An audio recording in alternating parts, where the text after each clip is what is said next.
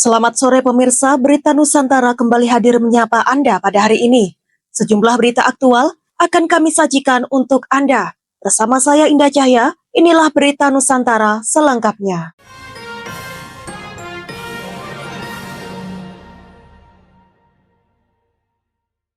Pemirsa, kejadian naas terjadi saat karnaval sound horeg. Dua penonton tertimpa sound jatuh di Desa Sumber Anyar, Jambi Sari, Darussolah, Bondowoso.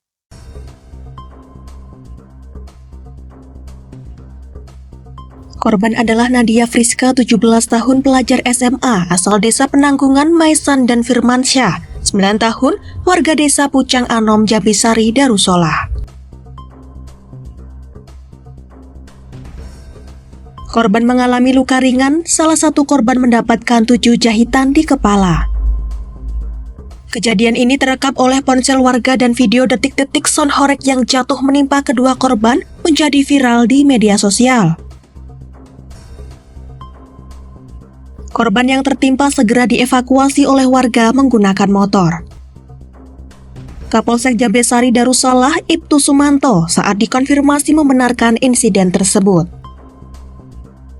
Menurutnya, insiden tersebut terjadi pada Minggu 18 Mei 2025 siang.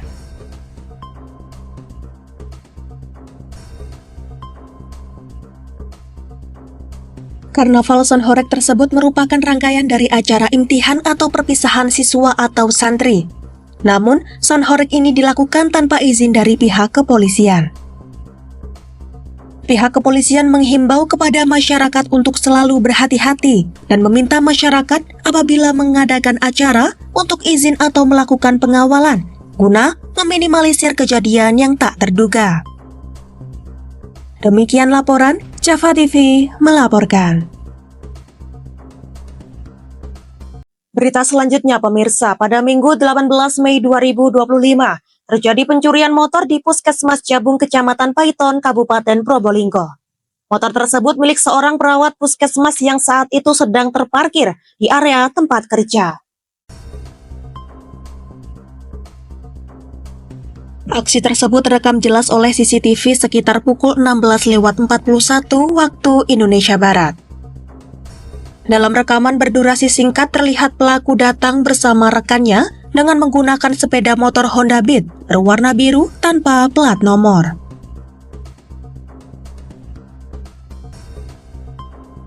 Pelaku sempat mondar-mandir untuk memastikan kondisi sekitar.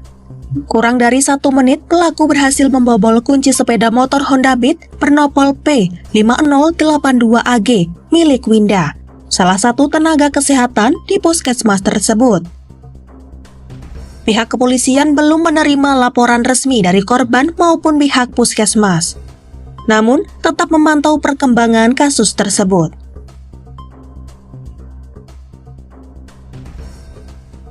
Kejadian pencurian sepeda motor di Puskesmas Jabung bukanlah yang pertama kali. Insiden serupa juga telah terjadi setidaknya 4 kali. Kondisi ini memicu kekhawatiran di kalangan tenaga medis dan masyarakat sekitar. Hingga kini rekaman CCTV yang menunjukkan ciri-ciri pelaku telah menyebar. Warga berharap kasus ini segera ditindaklanjuti. Demikian laporan, Java TV melaporkan.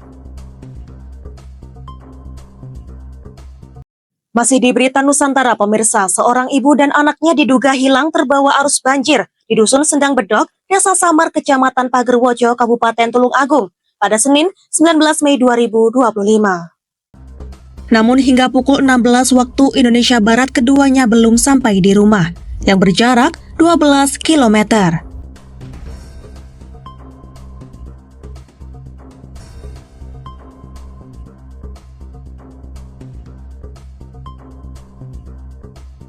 Pihak keluarga berusaha menghubungi handphone Eti, namun tidak aktif. Kemudian melakukan pencarian namun tidak membuahkan hasil. Tim BPBD Kabupaten Tulung Agung langsung ke lokasi saat menerima laporan dan segera melakukan proses pencarian. Sekitar pukul 20.10 waktu Indonesia Barat, warga menemukan sepeda motor hanyut di sungai. Diduga keduanya melewati jembatan kayu di atas sungai yang biasa dipakai melintas warga. Saat keduanya melintas, datang banjir dari arah hulu dan menerjang sepeda motor yang dikendarai. Saat ditemukan, lampu sepeda motor korban masih menyala. Demikian laporan Java TV melaporkan. Berita selanjutnya pemirsa, aksi demonstrasi ribuan pengemudi ojek online pada Selasa 20 Mei 2025 sekitar pukul 8:16 waktu Indonesia Barat berkumpul di sepanjang Mall Cito Bundaran Waru. Para driver mengenakan jaket hijau. Aksi ini digelar karena para driver merasa dirugikan oleh aplikator nakal.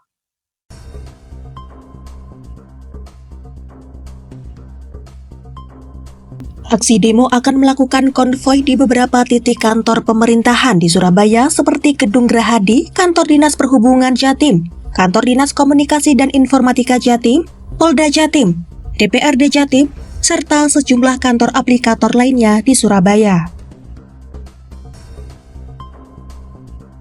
Jalanan di sekitar Jalan Ahmad Yani tampak macet pada pukul 9 waktu Indonesia Barat.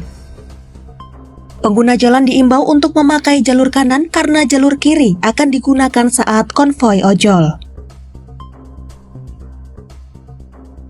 Para demonstran melanjutkan ke kantor Dinas Perhubungan Jatim yang dipimpin 2 mobil komando dan diiringi ribuan demonstran.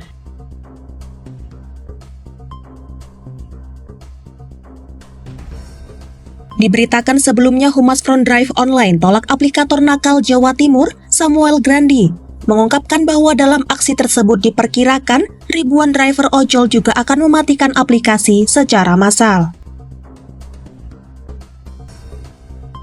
5 tuntutan yang akan diajukan kepada stakeholder antara lainnya, pertama, mutlak turunkan potongan aplikasi menjadi 10%.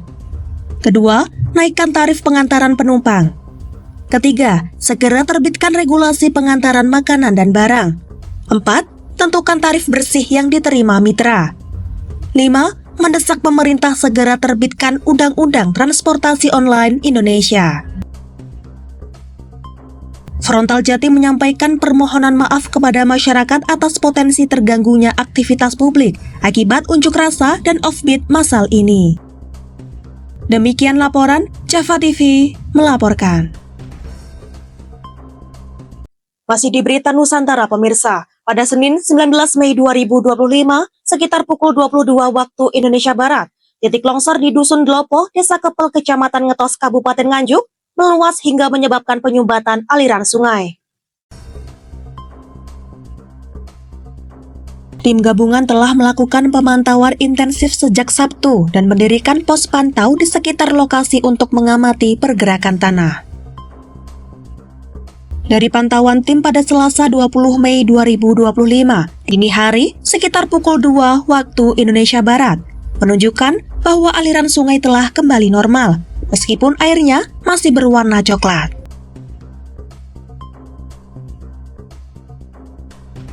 Tim BPBD menutup jalur yang menghubungkan Dusun Tawang dengan Dusun Dlopo Kepel Ngetos pada Selasa pagi.